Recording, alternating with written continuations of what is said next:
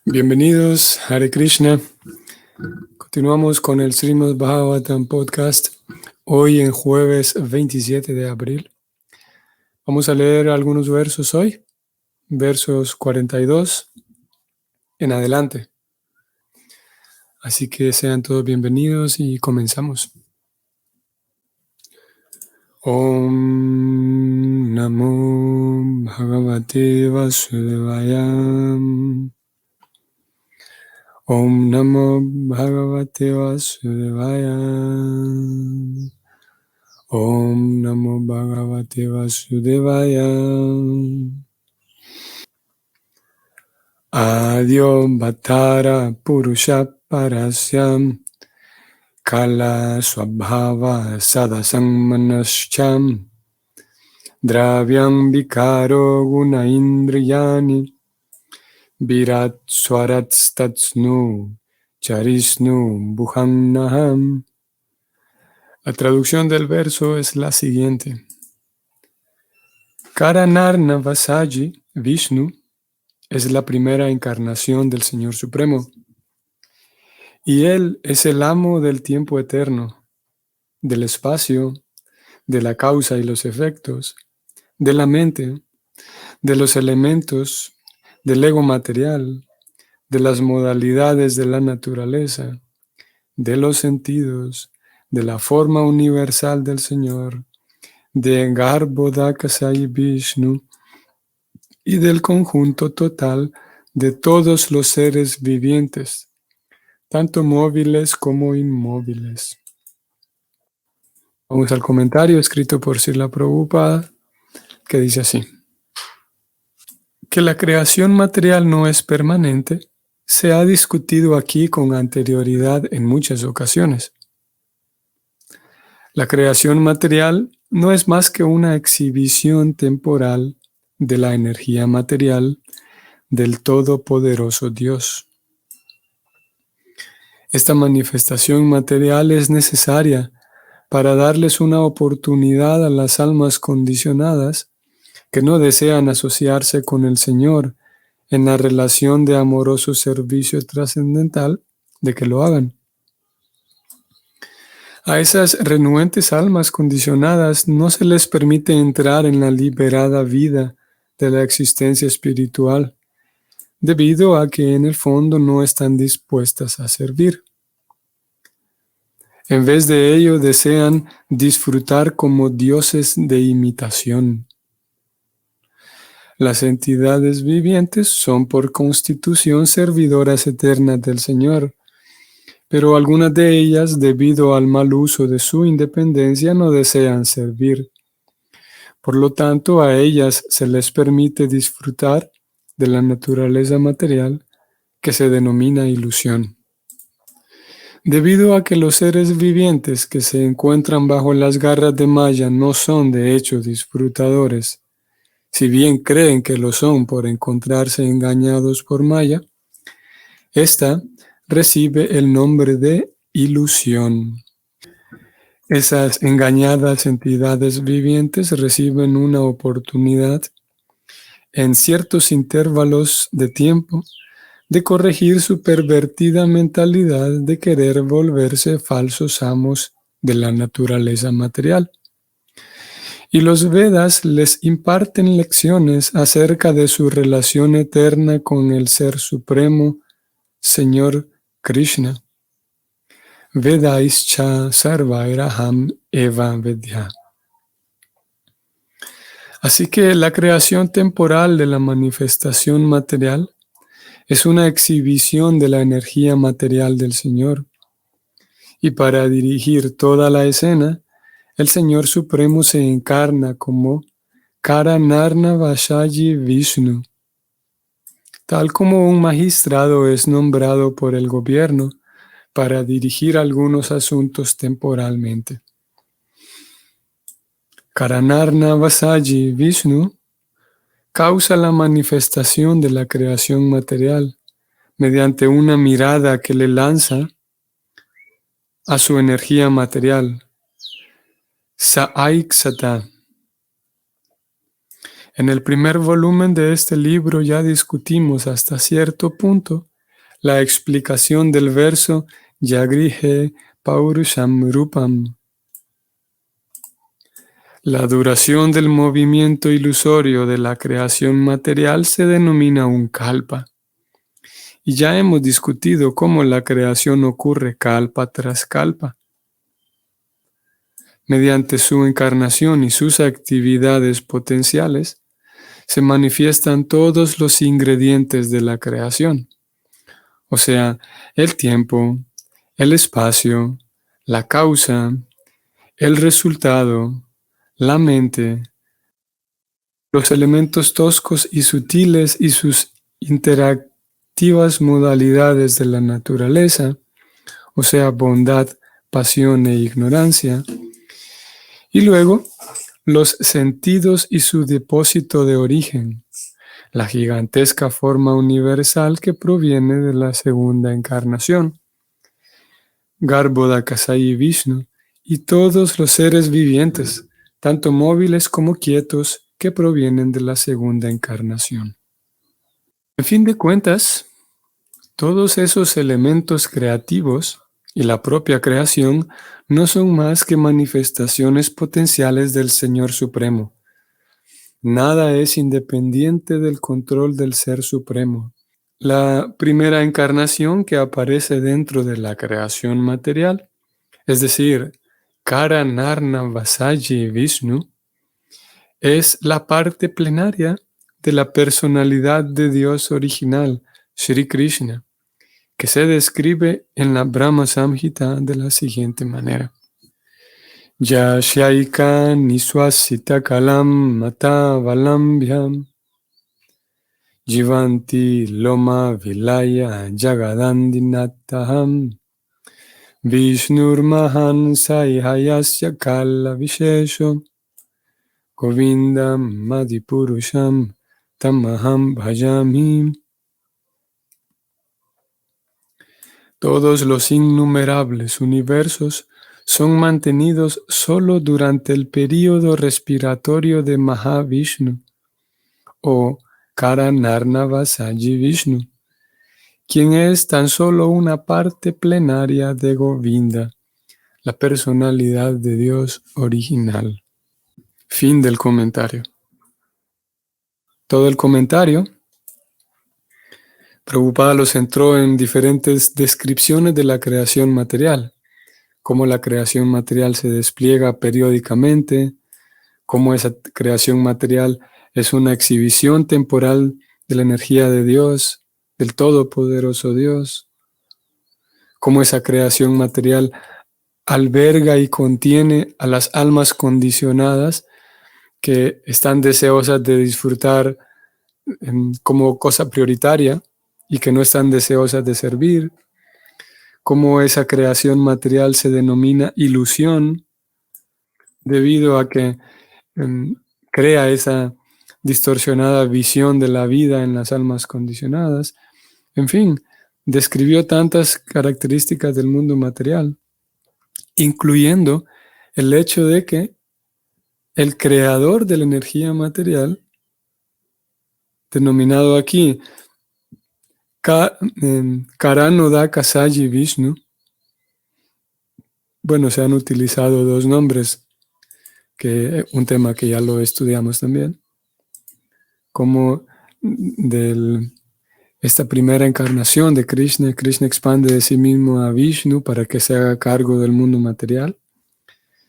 Y ese Vishnu que se recuesta en el océano Karana recibe el nombre de, aquí los tenemos en pantalla ambos, ya sea Karanarnavasaji Vishnu o el mismo, la misma persona es, dicho en otro nombre, Karanodakasaji Vishnu. Y es él quien crea la manifestación material. Pero él, como terminó diciendo este comentario, el creador del mundo material en realidad es solamente una parte de Govinda, una expansión de Govinda.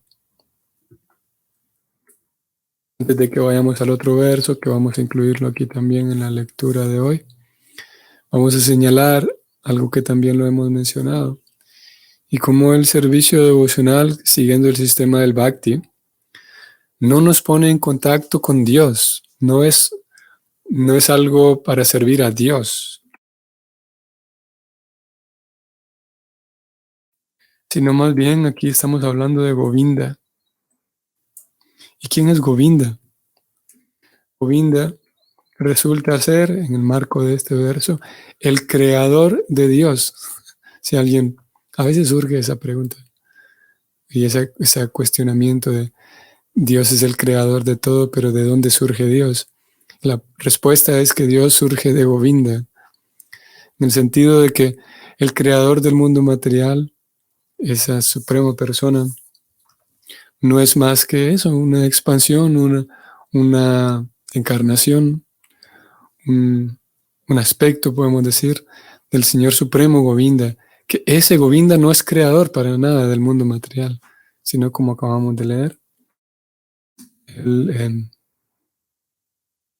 simplemente él le pide, como el ejemplo que Prabhupada dio aquí, le pide a Vishnu que se encargue del mundo material, mientras él se dedica a realizar actividades más importantes que crear el mundo material.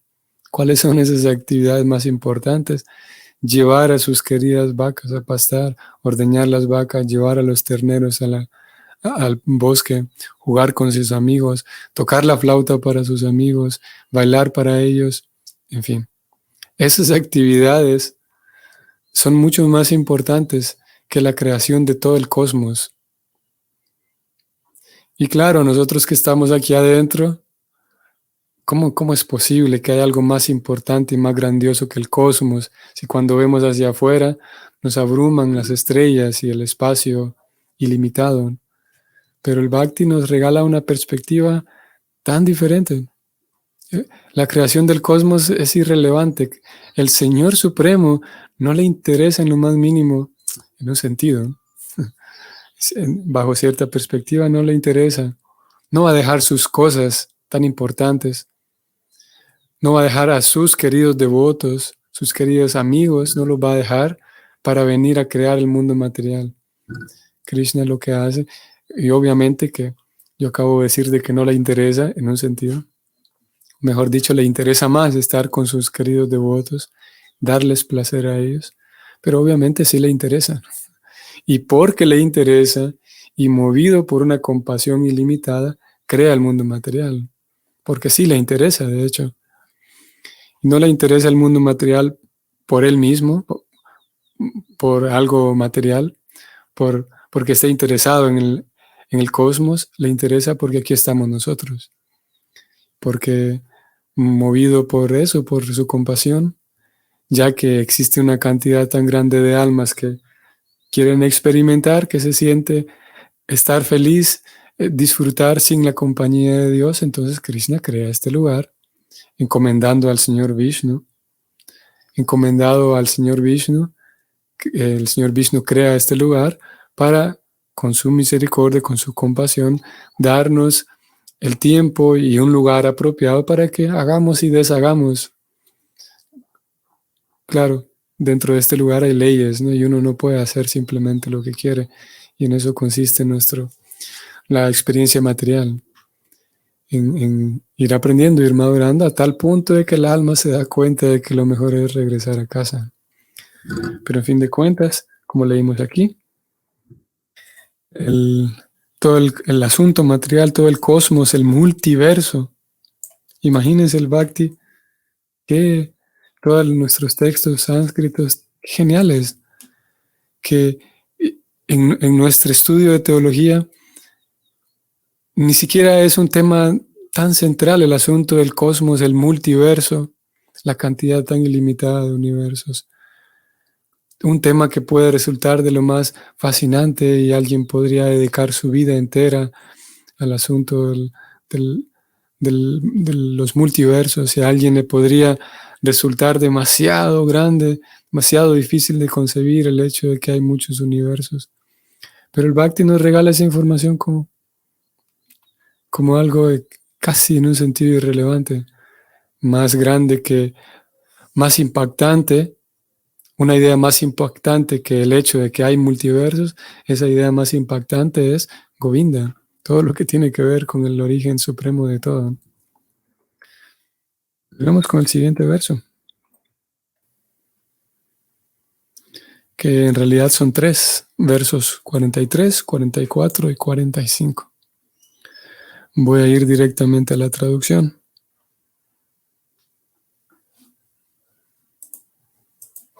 Yo mismo, o sea, Brahma, el señor Shiva, el señor Vishnu, grandes engendradores de seres vivientes tales como Daksha y Prayapati, ustedes mismos, o sea, Narada y sus hermanos los Kumaras, semidioses celestiales tales como Indra y Chandra, los líderes de los planetas Burloka, los líderes de los planetas terrenales, los líderes de los planetas inferiores, los líderes de los planetas Gandharva, los líderes de los planetas Vidyadhara, los líderes de los planetas Charana Loka, los líderes de los Yaksas, Raksas y Uragas, los grandes sabios, los grandes demonios, los grandes ateos y viajeros siderales, así como los muertos, los espíritus malignos, los satanes, genios, kusmandas, los grandes seres acuáticos, las grandes bestias y los grandes pájaros, etc. En otras palabras, absolutamente todo aquello que posea en un grado excepcional poder, opulencia, destreza mental y perceptiva, fuerza, indulgencia, belleza, modestia, opulencia y buen linaje, con buena forma o sin ella, con forma o sin ella, puede que parezca ser la verdad específica y la forma del Señor, pero de hecho no lo es. Es tan solo un fragmento de la potencia trascendental del Señor.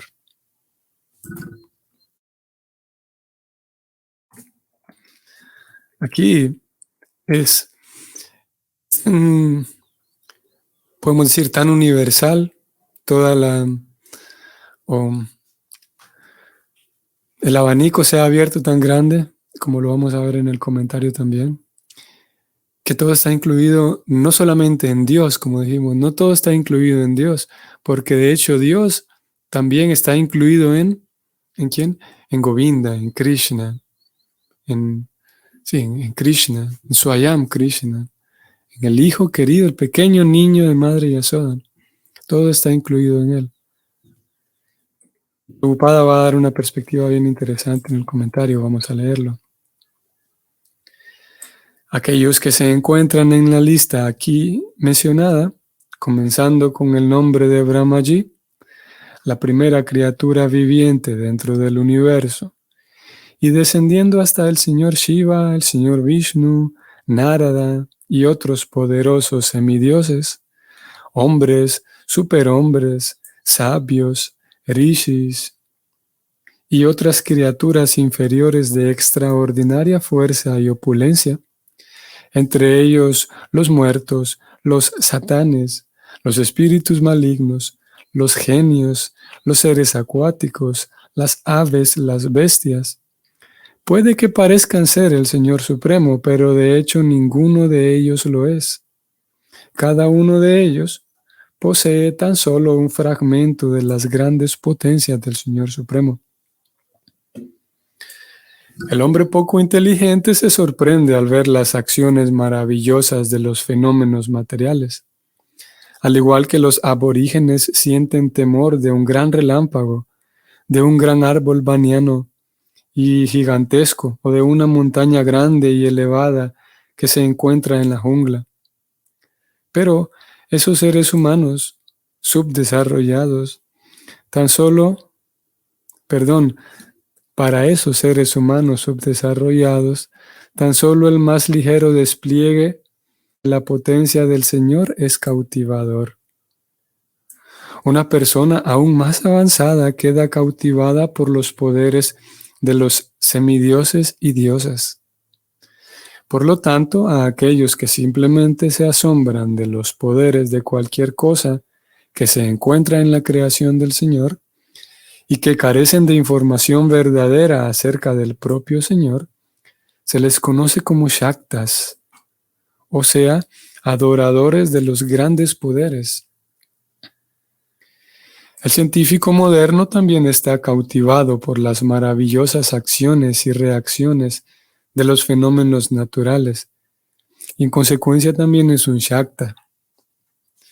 Esas personas de bajo grado se elevan gradualmente hasta volverse surillas, o sea, adoradores del dios del sol, o ganapatias, que son adoradores de las masas, tales como Janardana o Daridra Narayana, etc., en la forma de Ganapati.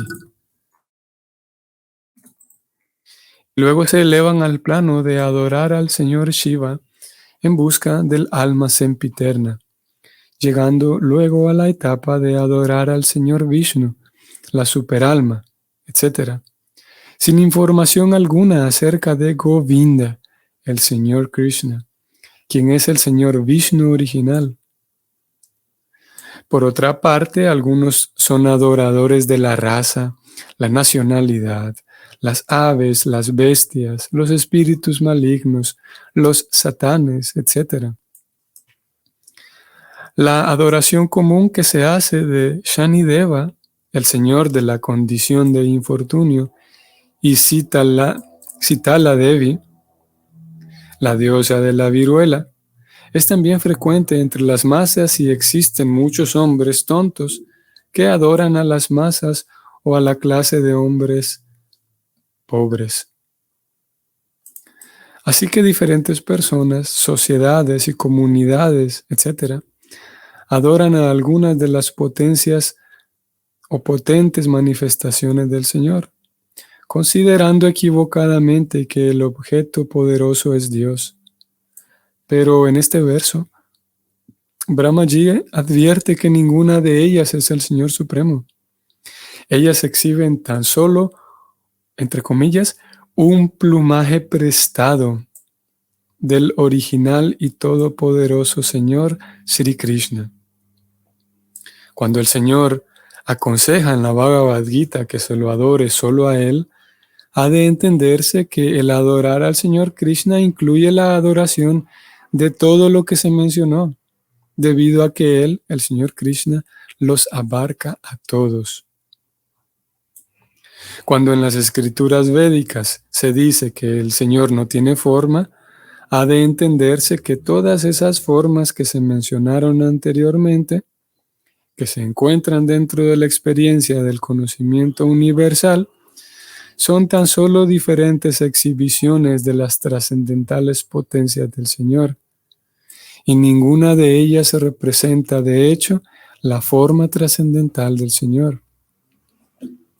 Pero cuando el Señor verdaderamente desciende a la tierra o a cualquier parte del universo, la clase de los hombres poco inteligentes también considera equivocadamente que Él es uno de ellos, y así pues, ellos imaginan que la trascendencia no tiene forma o es impersonal. De hecho, el Señor no carece de forma, ni tampoco pertenece a ninguna de las múltiples formas que se experimentan dentro de las formas universales. Uno debe tratar de conocer la verdad acerca del Señor siguiendo la instrucción de Brahmaji. Fin del comentario. Como hemos señalado en varias ocasiones, el Bhakti con su teología nos presenta el tema de la ontología de Dios, o sea, el origen de todas las cosas, incluido el origen de Dios, y una teología personalista muy detallada, a tal punto de que algunos, por esa precisión que presenta el Bhakti, algunos quedan escépticos. ¿Cómo es posible que se den tantos detalles acerca de Dios? Como dije, a algunos, esa misma característica genial del Bhakti les genera un rechazo. Y aquí hemos leído algo bien interesante, varias cosas interesantes. Una de ellas, podemos señalar estas diferentes adoraciones que fueron mencionadas aquí. Y cómo, por ejemplo, hay diferentes escuelas, diferentes filosofías que buscan un avance espiritual y su práctica espiritual, curiosamente, su práctica espiritual es estar en contacto con la naturaleza. Bien interesante, bajo el marco de este verso y bajo la descripción que aquí se presentó, es que algunos tienen la idea de que la naturaleza es Dios, de que si estoy conectado con la naturaleza, entonces necesariamente estoy conectado con Dios. El Bhakti dice no. El Bhakti, describiéndose a sí mismo como la ciencia espiritual, el Bhakti dice no. Uno puede estar caminando descalzo en la tierra, sobre la misma tierra, sobre el pasto. Yo puedo hacer que limpie toda mi vida comiendo únicamente alimentos orgánicos, utilizando nada de químicos, ni usando ni cremas, ni pasta dental, ni desodorante que tenga nada de químicos, digamos, industriales. Y eso no significa, no es sinónimo de que estoy teniendo una conexión espiritual con Dios. Eso significa que estoy teniendo una conexión más integral con la naturaleza, pero la naturaleza no es Dios. La naturaleza es la creación de Dios.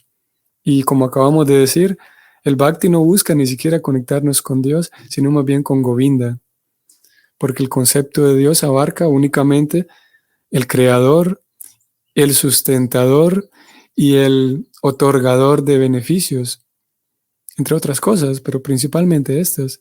Dios es el creador, Dios es el sustentador, me sustenta a mí el pan diario, y Dios es el proveedor, digamos, ¿sí?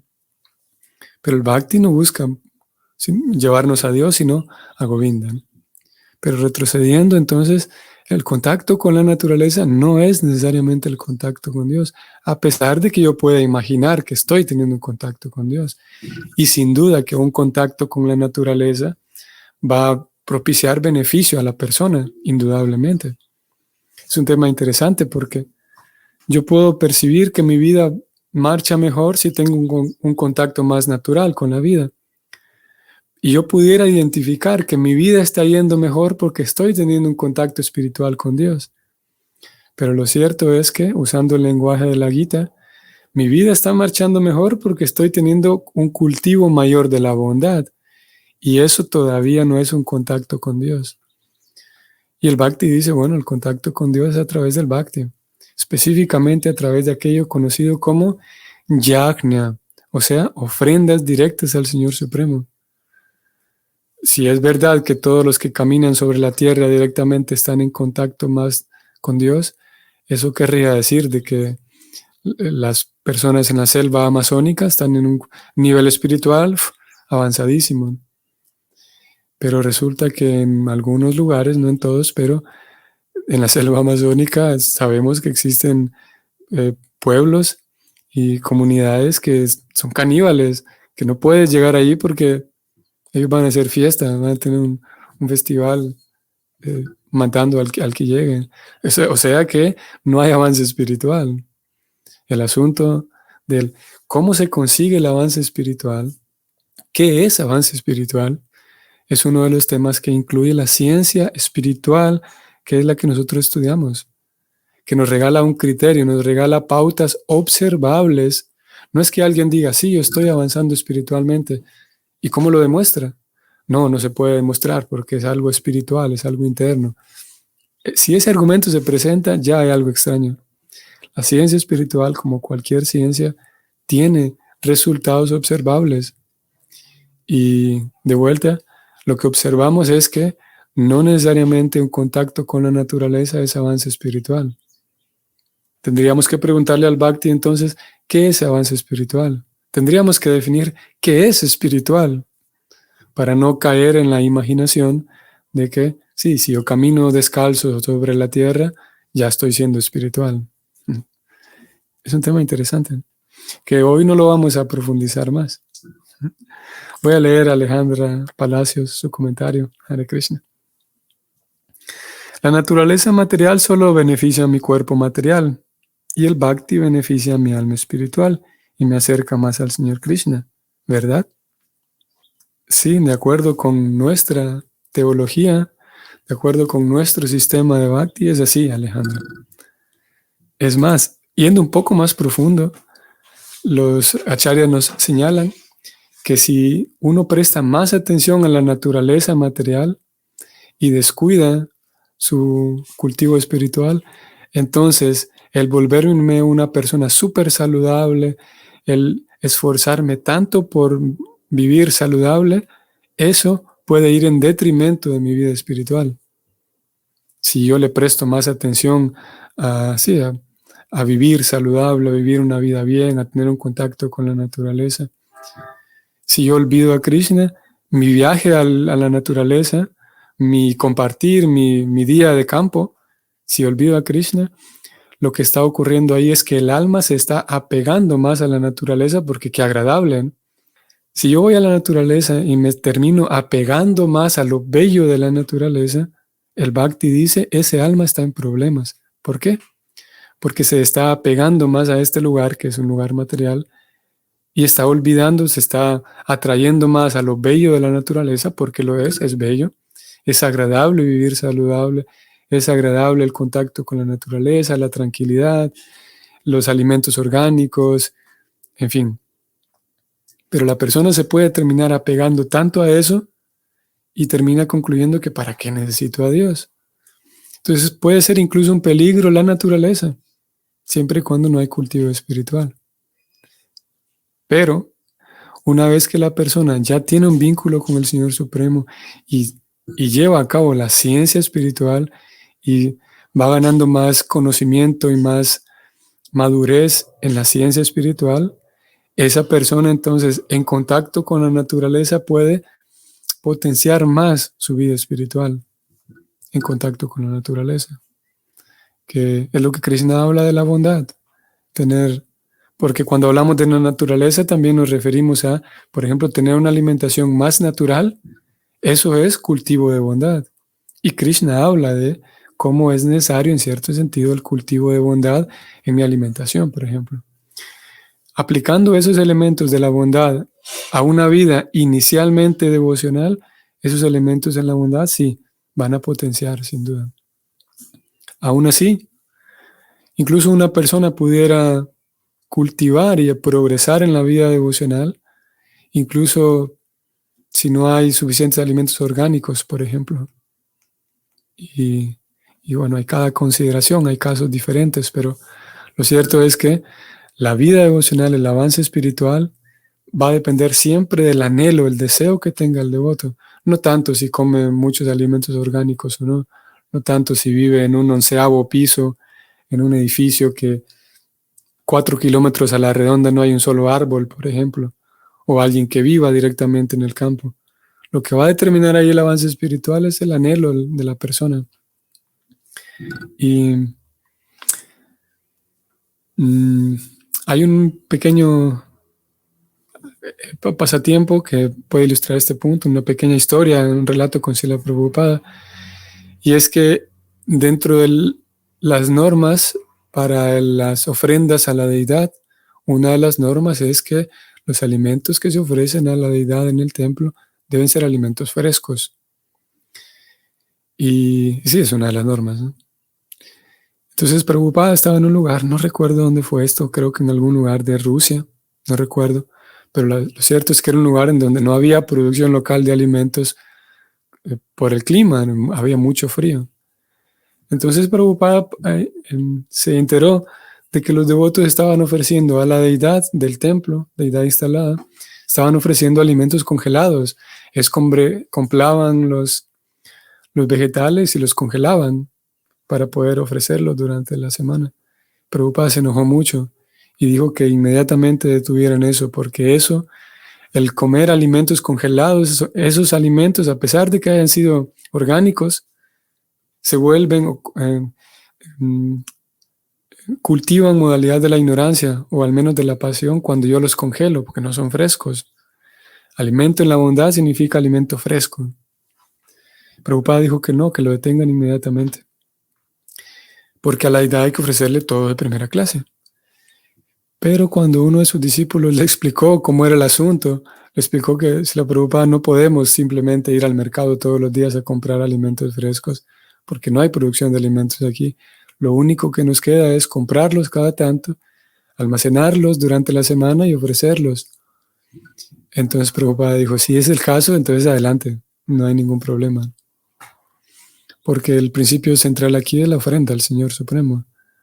Y si se vuelve una cosa demasiado difícil tener que ir a conseguir alimentos frescos en un lugar en donde no hay alimentos frescos, no por eso voy a detener mi servicio devocional a la deidad.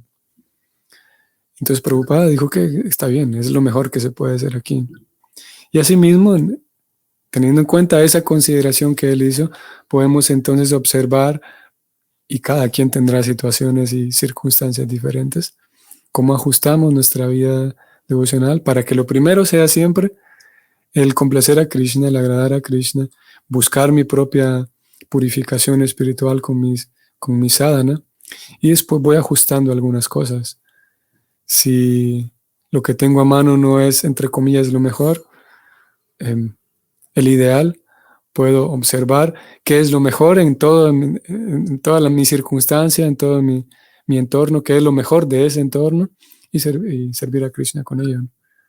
Porque lo mejor es, sí, a pesar de que a algunas personas estoy mencionando todo esto porque a algunas personas les causa a algunos incomodidad el hecho de que los Vaishnavas no se preocupan tanto con la naturaleza y con la ecología y con lo orgánico. A algunas personas les causa interés eso, y a algunos les incomoda que los Vaishnavas, sí, descuidan un poco el asunto de la naturaleza, ¿no? Y la razón es esta. Obviamente hay otras consideraciones aquí, que uno pudiera también descuidar por completo su salud, descuidar por completo en cuanto a lo que consume, por ejemplo. Uno pudiera alimentarse únicamente con puros alimentos industrializados y eso va a tener un resultado en mi cuerpo. Si con comer puros alimentos industrializados yo estoy bien, sin que eso perturbe mi conciencia de Krishna, adelante. Pero resulta que sí, el consumo de muchos alimentos industrializados, el consumo grande, por ejemplo, de azúcar y tan procesada, por ejemplo, es posible y seguramente va a crear un desorden en mi propia cabeza, mi propia capacidad de concentrarme, y va a ser difícil mantener mi conciencia de Krishna, mi canto de yapa, mi lectura. Y ahí sí habrá que prestar atención a cómo me estoy alimentando, por ejemplo. Así que cada quien tendrá y tiene situaciones diferentes y hay que hacer una evaluación individual, cada quien. Saludos, Gabriela. Voy a leer su pregunta o más bien su comentario.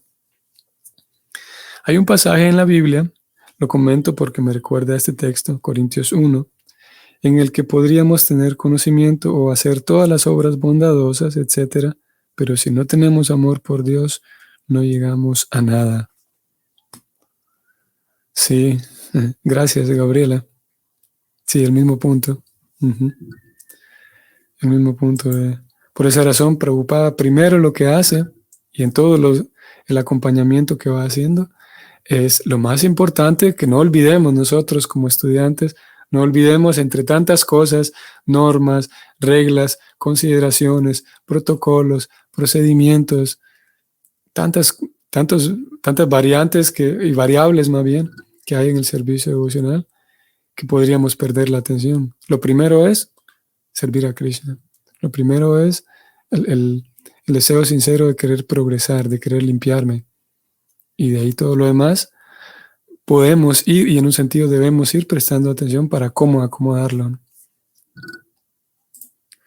Leo su comentario, Liliana Urbina, Hare Krishna, saludos. Prabhu, a un maestro espiritual también se tiene que prepararle alimentos con boga fresco. Muchas gracias por su respuesta. Tengo que decir que sí, me agrada y sé que estos temas son necesarios porque estamos aterrizando aquí ya sobre asuntos prácticos. Cómo aterrizar, cómo volcar a la vida práctica toda esta filosofía. La pregunta, ¿tengo que ofrecerle alimentos frescos a un maestro espiritual? Y sí y no. Sí, en el sentido de que tengo que ofrecerle alimentos a ver, el principio es que el discípulo, en virtud de la admiración, en virtud del agradecimiento y en virtud de que sabe que el maestro espiritual está entregado a Krishna, y el discípulo sabe que si le ofrezco algo al maestro espiritual con devoción, en calidad de representante de Krishna, Krishna lo toma como si yo lo estuviera sirviendo a Krishna directamente. Partiendo de eso, el discípulo ofrece lo mejor que tiene. En cuanto a ofrecerle alimentos al maestro espiritual, lo mejor que tenga, si son alimentos frescos, pues es lo mejor. En ocasiones, yo pensando que tengo que ofrecerle lo mejor, entonces voy al supermercado y compro lo más caro, ¿no? Porque como es lo más caro, a mí me da la impresión de que me estoy esforzando mucho, ¿no? Y bueno, cada devoto tiene sus diferentes formas en las que comprende el servicio devocional. Y en un sentido está bien, ¿no? Porque si yo trabajo y genero dinero, en un sentido está bien de que compre cosas caras para ofrecérselas al maestro espiritual cuando él viene. Sin embargo, el maestro espiritual no está esperando que yo compre cosas caras. Estoy mencionando aquí lo del precio, aunque usted no lo incluyó, Liliana, vamos a llegar ahora a lo suyo. De que en algunas ocasiones simplemente los alimentos locales que hay, que son frescos, puedo ofrecérselos al Señor. En ese sentido, es mucho mejor, en un sentido jerárquico, es una ofrenda mejor cuando el alimento es fresco, es local, es producido local, fresco, a pesar de que sea más barato, ¿no? Pero yo puedo tener la impresión de que este alimento es mejor porque es más caro, ¿no? En una consideración. Lo otro es que el maestro espiritual sí está, y al igual que Krishna, la ofrenda es secundaria. Lo que está ocurriendo ahí es un intercambio del discípulo con el maestro. Yo puedo ofrecerle los alimentos más frescos o los más caros, pero puedo ofrecérselos simplemente por salir del paso. En fin de cuentas, lo más importante aquí es cómo está mi disposición a servir a ese devoto, a esa devota. Y eso es lo que el maestro va a observar. ¿Cómo está mi disposición? Porque si el discípulo no tiene suficiente dinero para ofrecerle alimentos y ofrece algo torpe, ofrece algo, pero lo ofrece con suficiente corazón, con suficiente entrega, con suficiente buena intención y deseo de agradar, el maestro se va a complacer mucho más con vamos a decirlo así, con un desayuno pobre, mal hecho o mal cocinado incluso, que con una ofrenda súper opulenta y cara, pero hecha por salir del paso. Es bastante intuitivo esto, ¿no? Pero vale la pena que lo mencionemos porque nos sirve para reafirmar el principio que está operando aquí. El principio es guru y discípulo. Y también, una vez más, vamos a traer hay tantos ejemplos con Srila Prabhupada que muestran este principio que yo estoy hablando, de cómo el maestro se siente complacido con la intención del discípulo. Obviamente, vamos a decir, si yo durante todos los días, digamos, el maestro espiritual viene de visita y durante una semana voy a cocinar para él, si mi ofrenda es bien intencionada, pero mal cocinada, posiblemente hay diferentes maestros espirituales, ¿no? Pero posiblemente el maestro espiritual me haga saber de que algo me quedó crudo, que algo está mal, por una cuestión práctica, tal vez por su propia salud, pero en sí el avance espiritual va a venir de la intención del discípulo, la intención, el deseo de querer agradar. Srila Prabhupada en una ocasión llega a un lugar y él tenía su propio cocinero que viajaba con él todo el tiempo, ¿no? Entonces en este nuevo lugar vino un niño, un chico, no recuerdo la edad, tal vez 14, 15 años, y le preguntó a Srila Prabhupada si podía cocinar el almuerzo para él. Prabhupada dijo, claro que sí, porque el maestro espiritual, imagínense qué posición tan en un sentido difícil, que el maestro espiritual no puede negarse cuando alguien le pide hacer un servicio para él. Estamos hablando aquí del principio ideal. Entonces Prabhupada dijo, sí, claro que puedes cocinar para mí. Él dice, quien está narrando esta historia es el mismo cocinero, y el cocinero dice, bueno, yo como vi que por fin había alguien que quería cocinar para Prabhupada, yo dije, bueno, voy a descansar este día porque voy a despejarme un momento, voy a caminar un poco para respirar un poco. La rutina era bastante exigente para el cocinero de Prabhupada. Entonces él dejó al niño que cocinara. Cuando llegó la hora del almuerzo, él salió a caminar, y cuando llegó la hora del almuerzo, él volvió al templo para ayudar al niño a servir la ofrenda y tal. El niño había cocinado todo. Y él, el devoto que está narrando, se encargó de llevar los alimentos hacia la Prabhupada. Estaban ahí ambos, el cocinero y con el niño nuevo. Y el niño iba mientras cocinaba un par de chapatis, cocinaba algunas cosas, volvía a la cocina, traía nuevos alimentos. Y al final del almuerzo, Prabhupada le pregunta, no recuerdo si es al final del almuerzo o en el intervalo, la cuestión está de que Prabhupada le pregunta a su cocinero personal, ¿por qué lo dejaste cocinar solo? Le pregunta. Mira que esto, otro está crudo, está mal hecho. Ya me recordé, Prabhupada está comiendo mientras le dice eso a su discípulo.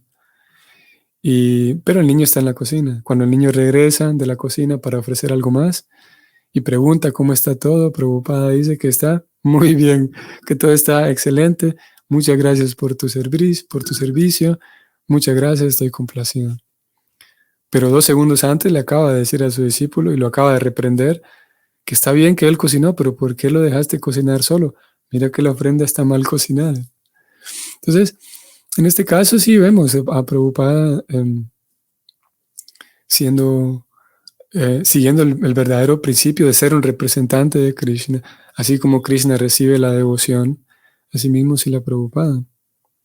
Y obviamente aquí viene la parte del discípulo. Si estamos tratando de hacer un progreso real, vamos a observar nuestra propia persona. Y si yo no soy cocinero, no me voy a meter a la cocina para hacer una ofrenda a mi maestro espiritual porque posiblemente voy a terminar haciendo un desastre. Mejor que cocine a alguien que sabe cocinar, para que él no pase el mal momento de tener que comer algo crudo solamente por recibir mi ofrenda. Y aquí la importancia de yo identificar qué cosas puedo hacer bien para que mi ofrenda al maestro espiritual sea buena, buena en ambos sentidos, buena con devoción y buena en pericia. Y eso ya toca a cada quien. Si yo no soy cocinero, pues puedo contactar con el cocinero y yo ayudarle a comprar los vegetales o ayudarle a transportar. En fin de cuentas, hay muchos servicios, ¿no? Pero también el discípulo tiene una gran responsabilidad aquí de, si bien es verdad, el maestro recibe todo lo que le ofrendemos con devoción, pero puedo también servir con pericia, y todos somos buenos en algo, ¿no? Bueno, eso es lo que vamos a decir. La intención es lo más importante, dice Gabriela, sí. Sí, la intención es importante. Que tengan un excelente día hoy y entonces nos vemos mañana, si el Señor nos permite. Hare Krishna.